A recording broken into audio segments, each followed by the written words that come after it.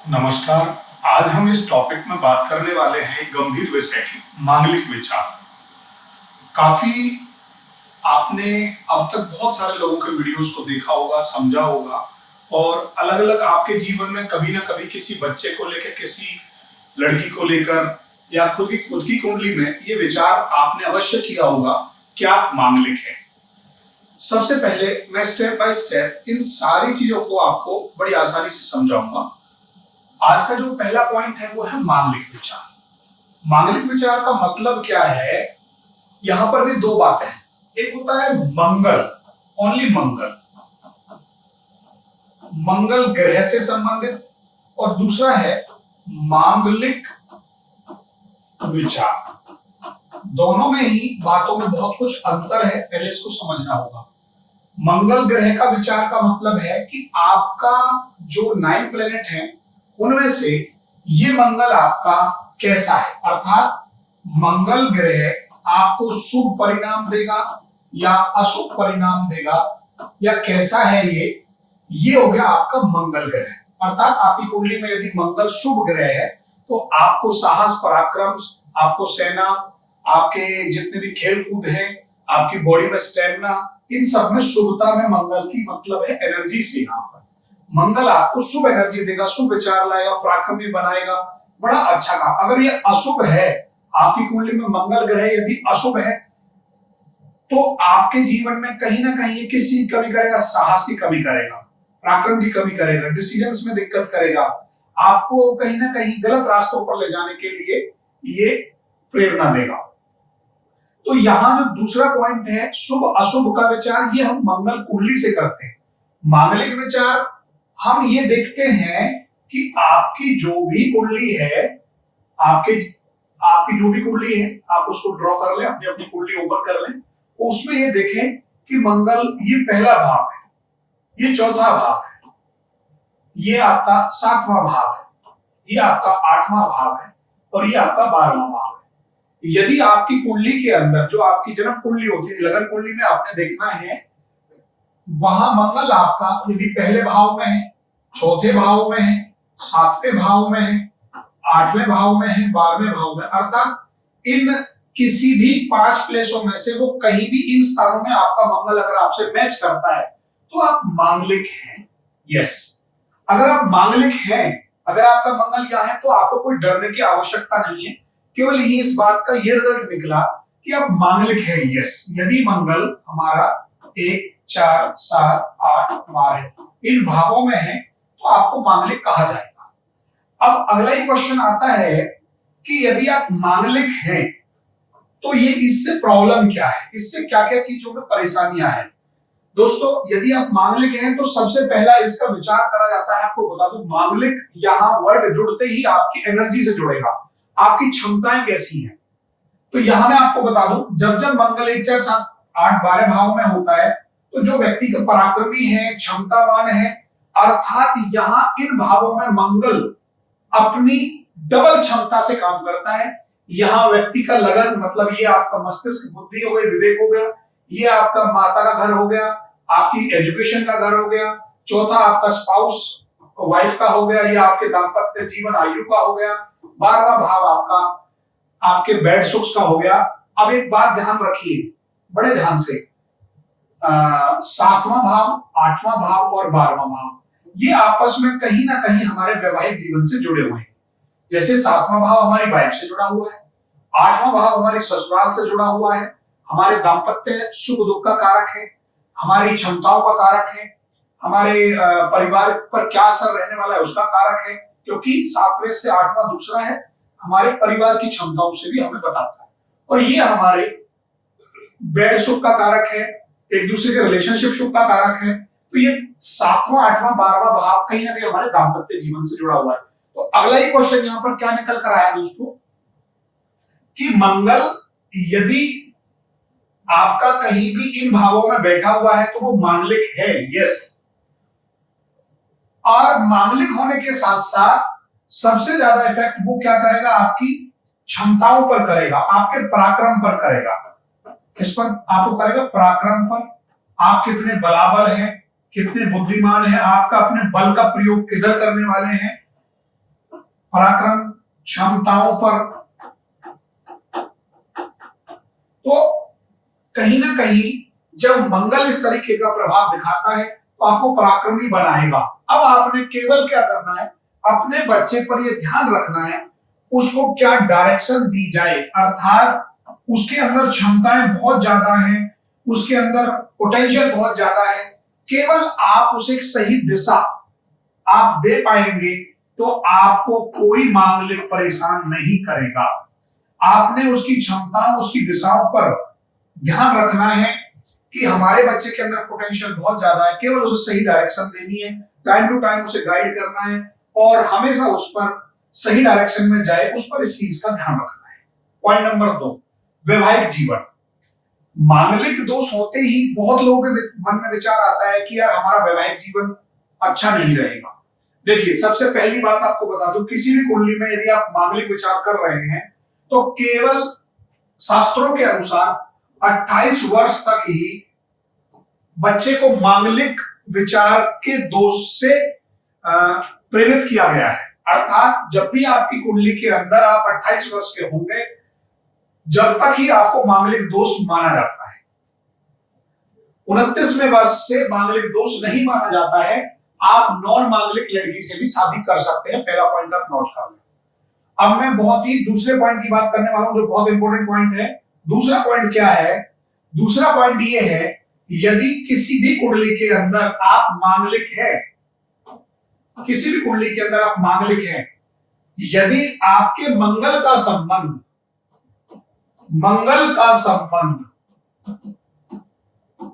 किसी भी प्रकार से गुरु, शुक्र, राहु से हो रहा है तो आपका मांगलिक दोष समाप्त हो जाएगा। कैसे समाप्त हो जाएगा? मंगल यदि गुरु के साथ बैठ जाए, गुरु के साथ में बैठ जाए या गुरु की राशियों में बैठ जाए। गुरु की राशि कौन कौन सी है? एक है धनु राशि, दूसरी है मीन राशि।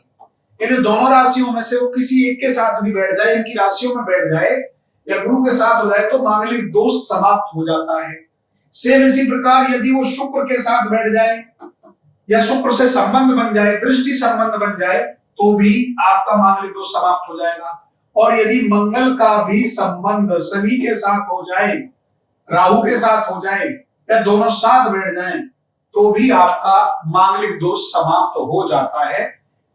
आप इसे भी ध्यान में रखकर चलें। और दूसरा पॉइंट मैंने आपको बता ही दिया कि 28 वर्ष के बाद आप पूर्णतः मांगलिक दोष समाप्त हो जाता है।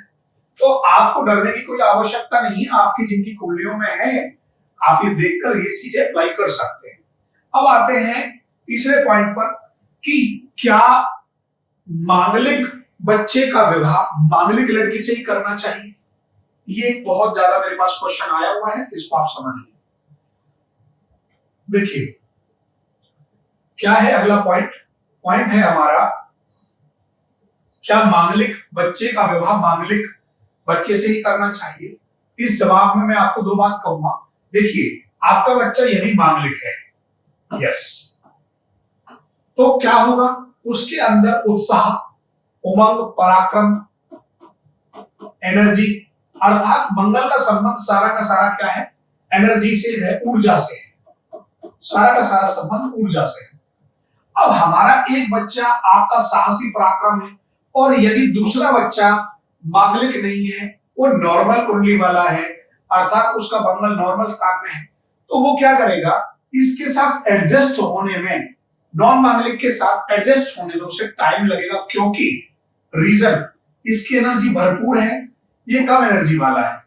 तो कि हाँ, कहीं ना कहीं विचारों में, शारीरिक क्षमताओं में एक दूसरे को सेटिस्फाई नहीं कर पाएंगे, जिसके कारण आपको ये परेशानी उठानी पड़ सकती है। अब मैं इससे अगला पॉइंट, इसी के अंदर दूसरा जो पॉइंट है वो ये है, यदि ये बच्चा मांगलिक है, यस, ये बच्चा आपका कोई भी एक मांगलिक हो गया है, यस। अब आपको जो सामने वाले की बच्चे की कुंडली है उसमें क्या देखना है? उसमें गुरु को देखना है, उसमें शुक्र को देखना है, तो उसमें राहु को देखना है। यदि जहां जिन भावों से ये बच्चा मांगलिक बन रहा है, अर्थात पहली कुंडली के अंदर पहला, चौथा, सातवां, 10वां, 1 4 7 8वां और 12वां, इन भावों में मांगलिक होता है। आपका पहले बच्चा मांगलिक है, इन भावों में वो बैठा हुआ है। और सामने वाली कुंडली के अंदर यदि इन्हीं भावों में आपका गुरु, शुक्र, राहु, तीनों में से कोई भी एक ग्रह बैठा हो, या सामने वाले की कुंडली में मंगल का संबंध पीएसी अर्थात T4 प्लेसमेंट, अर्थात वो जैसे कि ये मांगलिक है, वो अर्थात मान लीजिए ये बच्चा मांगलिक है और इसका मंगल गुरु की राशि धनु या मीन में बैठा हो, ठीक है। और इस कुंडली के अंदर जो मांगलिक की कुंडली है उसके अंदर भी यदि उसका संबंध किसी भी प्रकार से पीएसी माने प्लेसमेंट, बैठना, A फॉर आस्पेक्ट,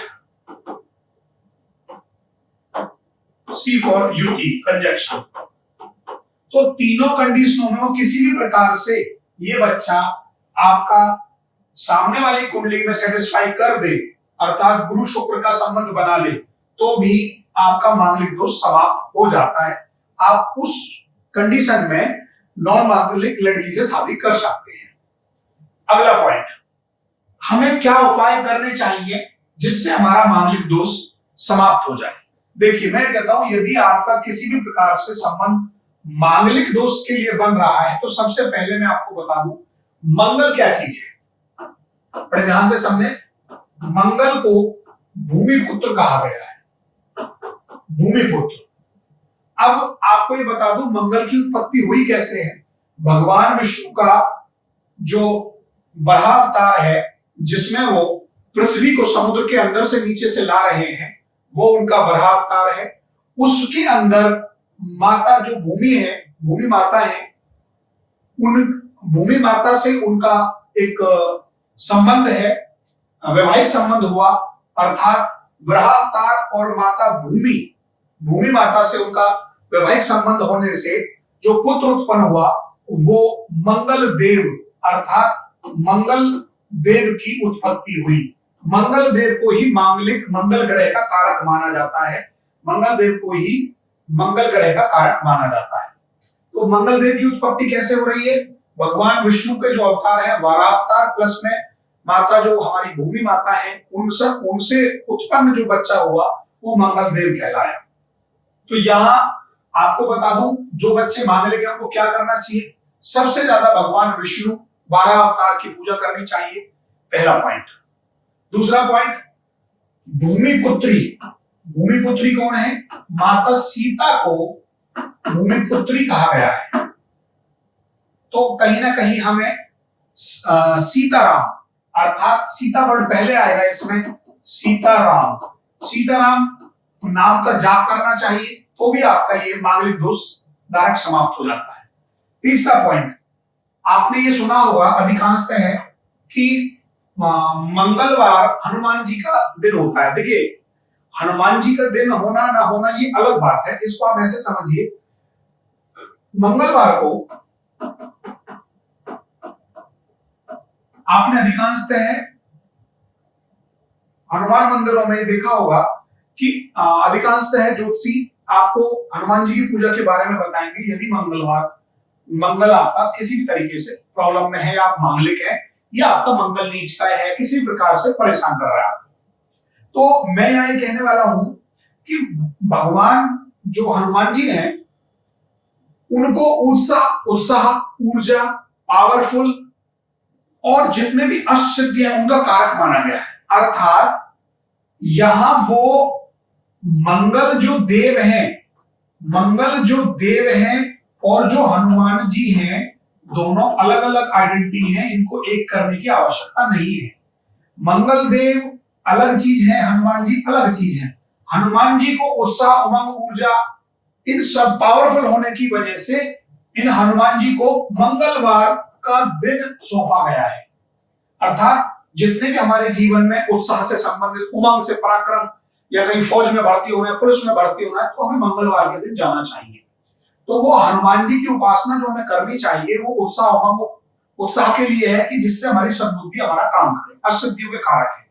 तो जिन भी व्यक्तियों के मांगलिक दोष है वो हनुमान जी की उपासना कर सकते हैं और मंगल देव की भी उपासना हमें करनी चाहिए। दोस्तों, इसमें अब अगली कड़ी जो जुड़ती है, लास्ट कड़ी, इसमें अधिकांशतः ये क्वेश्चन आता है, क्या मांगलिक दोष पूरी जिंदगी भर व्यक्ति को परेशान करता है? नहीं, ये बिल्कुल इस बात का खंडन है। मांगलिक दोष केवल 28 वर्ष तक रहता है। 28 वर्ष के बाद आप सभी नॉर्मल जीवन की तरह बिहेव करेंगे और कोई उपाय करने की आवश्यकता नहीं होती है।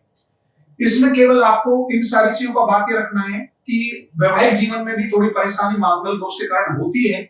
मुक्त है यदि चौथे, सातवें, आठवें और 12वें, ये सारे के सारे भाव कहीं ना कहीं, पहला भाव हमारा ब्रेन क्षमताओं का है, चौथा भाव हमारे हार्ट क्षमताओं का है, इस व्यक्ति की सोच क्या है, उमंग क्या है अंदर, इसका हार्ट, हृदय कैसा है, चौथा हमारा दाम्पत्य, सातवां हमारा दाम्पत्य जीवन हो गया, आठवां हमारा एक दूसरे का रिलेशनशिप हो गया, 12वां एक दूसरे के साथ संबंध का हो गया। तो कहीं ना कहीं आपका पूरा जीवन 1, 4, 7, 8, 12 यदि मंगल है तो परेशान अवश्य करेगा। इसके लिए मैंने आपको सिंपल सिद्धांत बता दिया कि मंगल देव की आप उपासना करें, भगवान विष्णु की उपासना करें, माता सीता की उपासना करें और हनुमान जी का आप साक्षात्कार कर सकते हैं इसमें। और सबसे लास्ट वन बोला गया है कि इन सब चीज का मंगल देव को भी, जो मंगल देव के एक तरीके से उपासक गुरु कहलाएंगे, वो भगवान शिव कहलाएंगे। यदि हम शिव की भी उसमें उपासना करते हैं तो भी आपको विशेष फायदा मिलने वाला है। यदि आपको ये वीडियो अच्छी लगे तो प्लीज आप हमारे YouTube चैनल, Facebook चैनल्स या जो भी आप कमेंट्स करना चाहते हैं, इन सारी चीजों पर आप अपना कमेंट्स दे सकते हैं। और आप अपनी भी कोई जीवन की समस्याओं के बारे में हमसे परामर्श लेना चाहते हैं तो हमसे संपर्क कर सकते हैं। धन्यवाद।